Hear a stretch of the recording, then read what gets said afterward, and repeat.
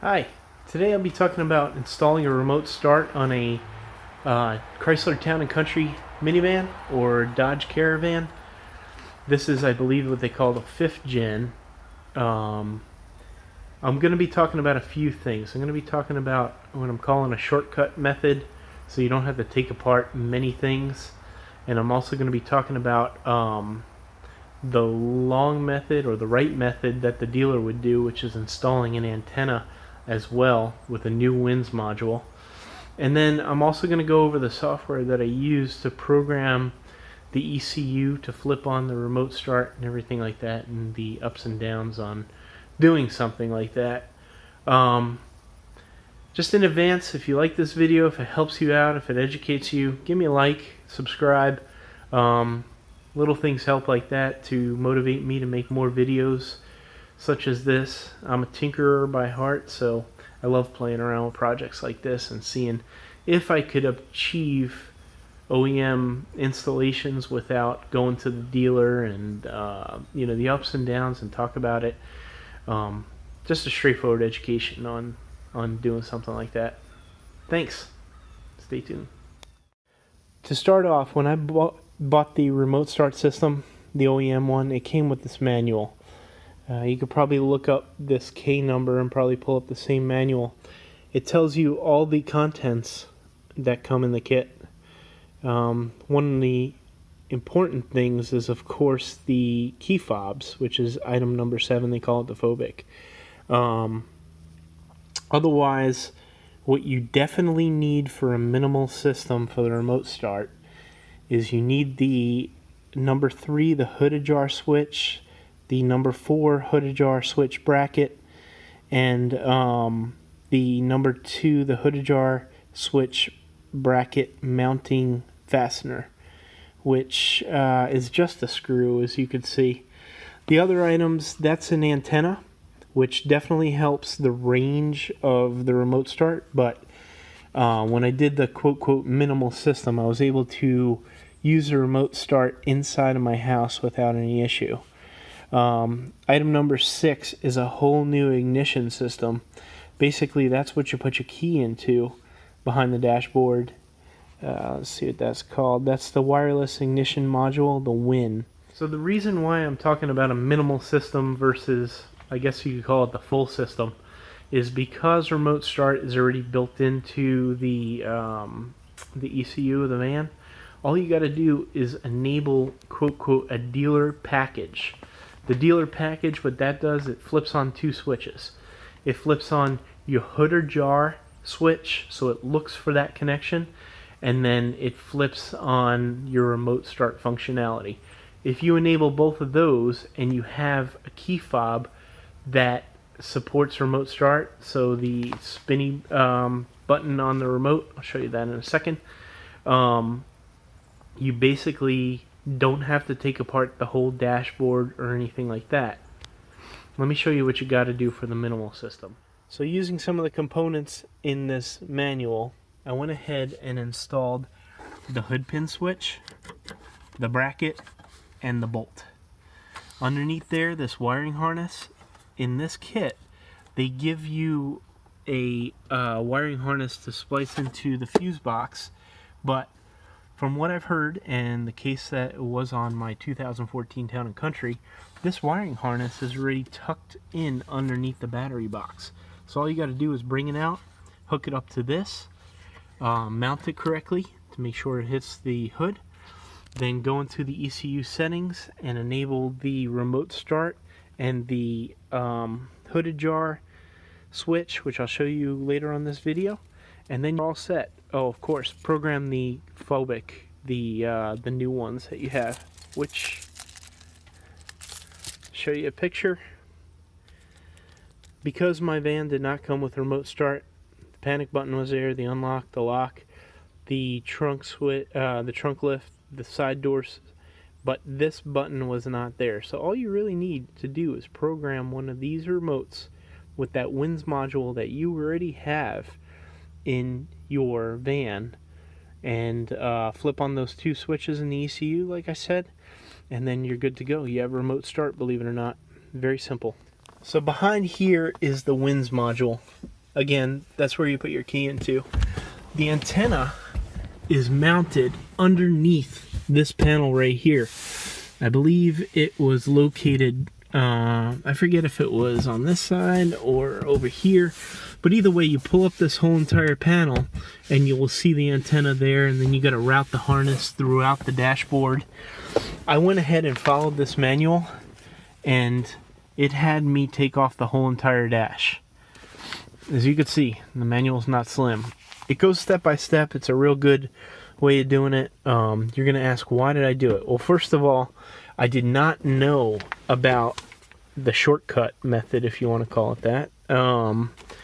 So the only difference between this new winds module is that it's got a hole on the back to hook up this antenna to. So if you go with a minimal system, you won't have the range, and that's about the only disadvantage.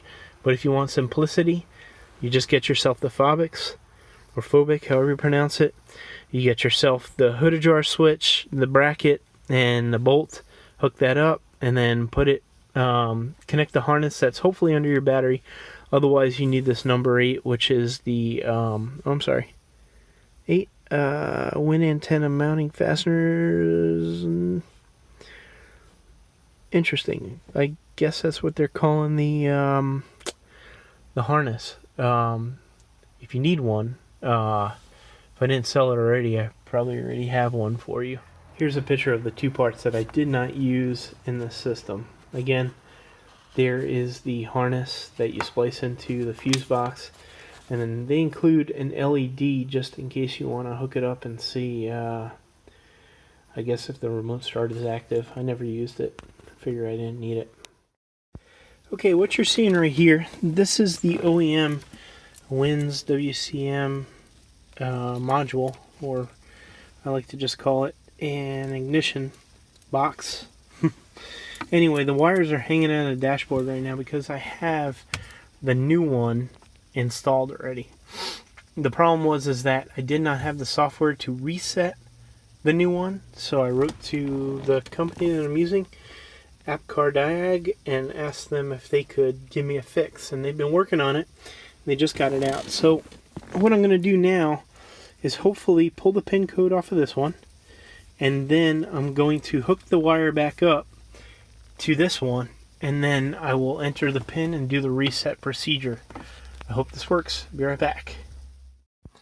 Okay, so to get the pin code, you go into AppCarDiag, you connect to your old WCM Winds module by having that plugged in, and your OBD2 Bluetooth, or however you connect to it. You go to Diagnostic, you scroll down to Wireless Control, WCM, you run your diagnostics,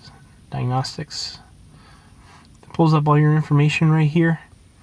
Then you go into routines, and it shows all the things you can do, like program keys, read the pin code, and down below you'll see the WCM Wind Replace, which we'll go to after we do this.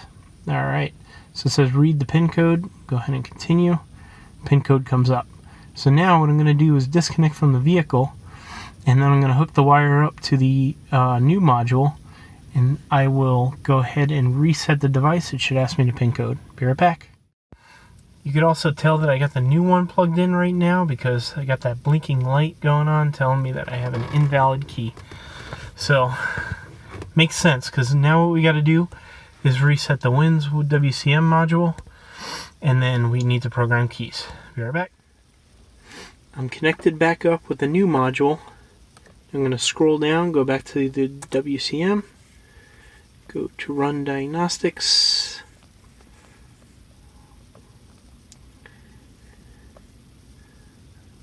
I'm going to click Routines. I'm going to go to the WCM Wind Replace. Gives you some information about it. I'm going to hit Run. Okay, then I'm going to hit Next. Routines in progress, please wait. And it's asking for the pin code. I'll put in the pin code that we previously pulled up. Hit Next. Routine is in progress. Transferring the secret key.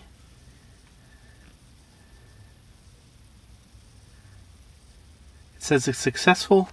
Cycle the ignition key prior to starting this vehicle. So now we're going to go to next. I think I am done with that. Let's go ahead and back to menu. So now I can program other keys, but let's see what this does. With the key in the ignition, it says wrong key. But I'm going to go ahead and cycle it on.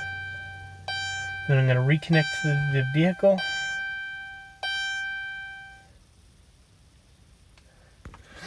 If I tried the key, nothing. So I'm going to reconnect in AppCarDiag. So now I'm back in the WCM wireless control section. I'm going to go ahead and program ignition keys or key fobs. I'm going to hit run. And it says ignition switch should be in the run position. I'm going to hit next. And then it says currently programmed 0. We'll hit next. And now it's asking for the pin code again.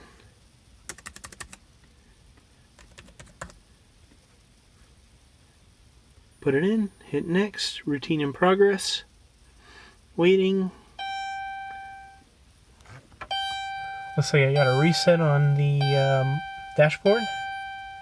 Got no blinking light. It says I have one key programmed. Alright, there you go. I'm going to go ahead and program 3 more keys. Be right back. Okay, so now I'm showing 4 key fobs programmed. Here's my key fob, testing out the remote start.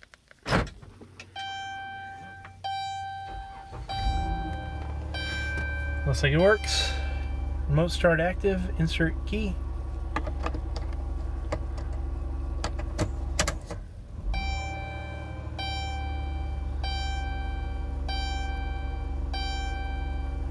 Looks good. Alright, and just to show that it's working good, I'm going to go ahead and crank it off. Got my key in my hand. Alright, so finishing thoughts. I love this program, AppCarDiag. The guys helped me big time getting this working. So I'm doing them a favor by reporting on this, but I have nothing to do with the company, so please don't ask me too many questions on this. I could tell you about the procedure that I did, but I can't speak anything more through it. Other thoughts, the software is a really good value, which is great. It beats going to the dealership, in my opinion, especially waiting in line and all that stuff. One thing that I need to talk about is that if you have an OEM WINS or WCM box, you could program it for remote start. All you got to do is flip on the remote start function in the software, and you need a hood pin also, which the connector's already under the hood on most vans. Mine was, so I just pulled it out, hooked up the hood pin switch. It came with the whole entire kit with the new WINS module, but I'm sure you could buy that separately and not spend too much money doing so. And it's a real quick install, just one screw. I'm doing this video backwards, so I'm going to try to go ahead and stick that in the beginning of this video. But you don't have to pull apart the dash at that point. You just got to pull apart the bottom of the dash, which, as you can see, I have it all apart. I had that other module hanging from here, but you know, since I didn't have the software to reset the module, I needed to come up with a solution so I could drive around the van. So you don't need to pull apart the dash. You can program the ECU to do a bunch of different things that the dealer can do and install different packages. The only thing is, the dealer's got a database, so unless they put that package for the remote start into the database, once they program the ECU for any updates or do any kind of updates when you bring it in, it's most likely going to wipe out your installation package. What do you do then? You either had them add the package, which I live quite far away from a dealer, so that's why I did this process myself, and I'm kind of a tinkerer, so I wanted to see if I could do it. But I don't know what they charge to install the package. But all you got to do, if you don't do that, you just go home, you hook back up AppCarDiag, and you're done. Now, talking a little bit about the software, I think it cost me something like $50 US. Came with one license per vehicle, basically. So if I had 2 vans, I'm gonna need another license. It isn't $50 each. I think after you buy the first, there's a discounted rate. Again, I don't work for the company. I'm just giving them props, if you want to call it that, for helping me out by putting this in there. I think it's a very affordable package. I have a cheap ELM OBD Bluetooth adapter.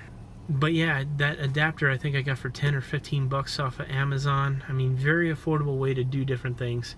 And the programming section in the software is intense. They have all different kinds of options. You do some diagnosis with your van, like if you wanted to run the wipers from the software, you could totally do that.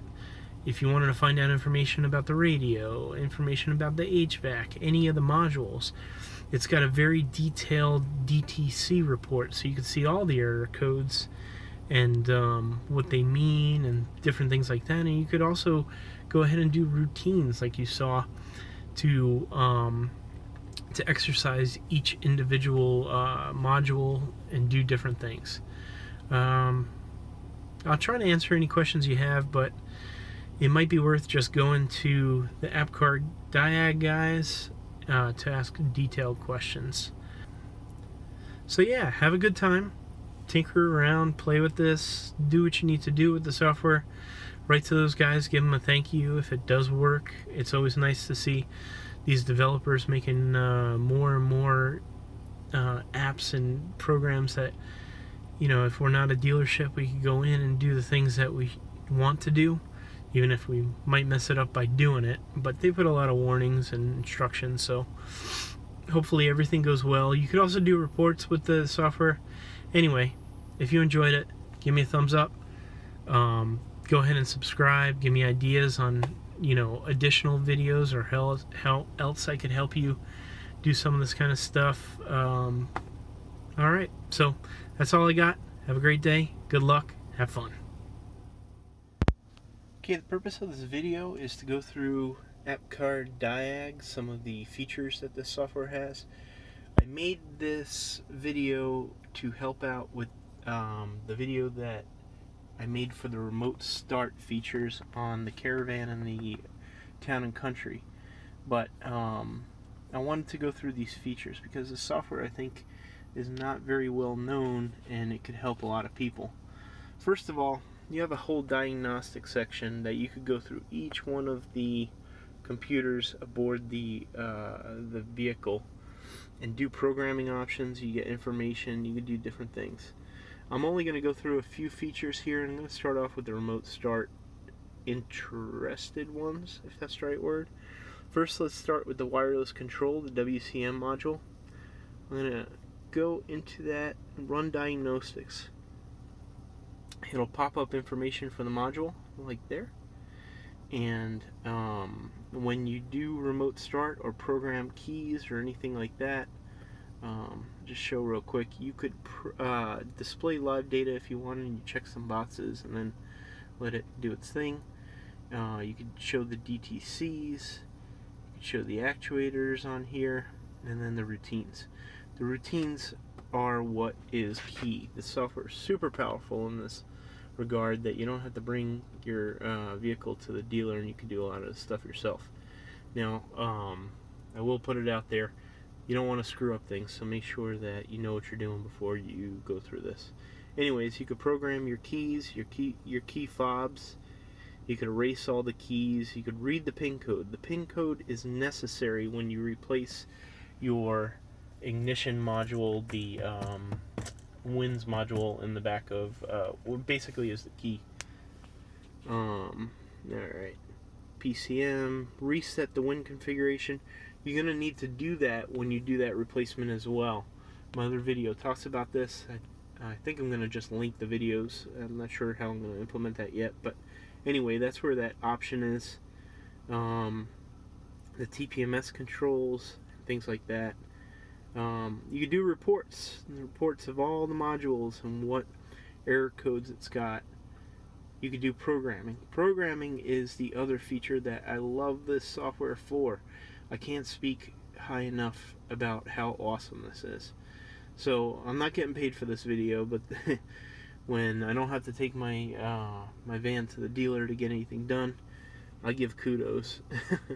So anyways, let's start off with TIPM configurable inputs. When you put in a remote start or activate the remote start on the van, you have to go into this area, and there's a switch that basically does the reconfig right here, and you have to set your hood ajar. When you do the remote start, you have to put a hood ajar switch under the hood. The harness is usually there. You could skip putting a switch and putting a resistor in line with it as well. Basically, that will jam it to a closed state, and the remote start will always work with that. All right, let's cancel out of this.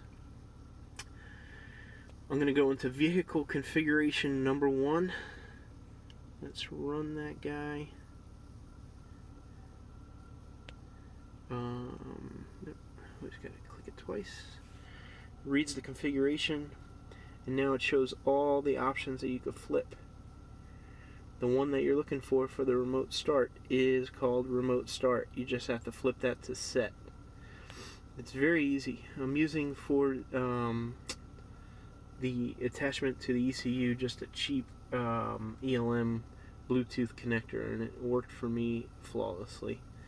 So anyways, there's a ton of options. So those are the features that you need to go into to work with the remote start. I don't want to make this video too long, but I'll go into another few options just to show you guys what's out there. Here's the vehicle configuration 3. You could see some of the options that you could set. Go into 2.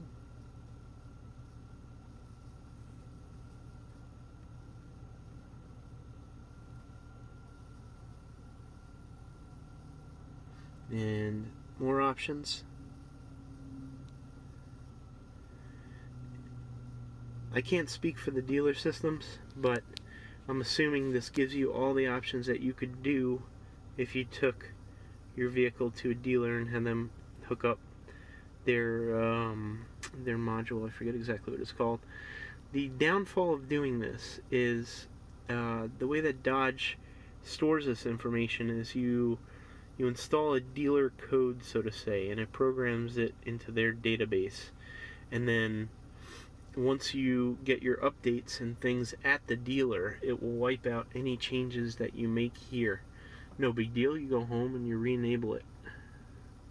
So, but it makes you not reliant on the dealer to activate things and change things and do your own diagnosis, which I love doing. I'm a tinkerer. So you could see all these options. It's pretty awesome. Change the headlights to different bulbs and all different things. Anyways, I don't know. Let me just go into one of these. It's not the quote configuration option, just to show you guys what you can do here. So, but really awesome software. Let me see what else I could show you. So if I go into the diagnostics, if you went into the PCM, for instance, that's always a good one with lots of options. It'll talk about the module first,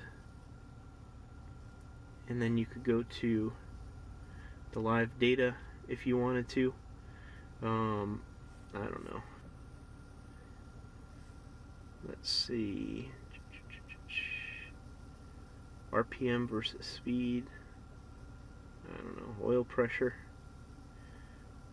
That's a good one when I was diagnosing the oil pressure switch code that I had. Map, vacuum. I don't know, just selecting a few of these just to show you how this works. How do we get this going? Oh, my bad. There's a start at the top. And then once you start it, it basically is logging in the background too, so when you stop it, it's going to write to a file. You just scroll back down to where you were recording information, and there it is, the checkboxes. So, real straightforward software. I was surprised how easy some of this stuff is. But yeah, once you're done with this, you have a CSV file, I think it is, and you can print it up on Excel or whatever you want to use. DTC codes, if you wanted to clear them, you could do that with this too. I have nothing active, nothing pending, nothing stored here. You could export it if you wanted to. Actuators, you could basically make things happen with this. So for instance, in one of the modules, I don't usually mess with this too much, but I found the windshield wiper module and turned on the windshield wipers, and you could do all kinds of stuff like that. So it's really cool. Let me see what else. Module, I think to back out, what do you do? Back to list. Let's see what else. Radio. It'll tell you about the radio itself, what's in there, what VIN it's attached to, the security goes with that. So sometimes you need that to change out the radio. As you can see, just options up the wazoo here. I'm not going to go through them all. I'll bore you guys with this long video. Anyways, I hope this helps you out, and if it does, give me a like, subscribe. Keeps me going for making these kind of videos to help you guys out. I always look for this stuff before I attack a problem myself. Anyway, have a good day.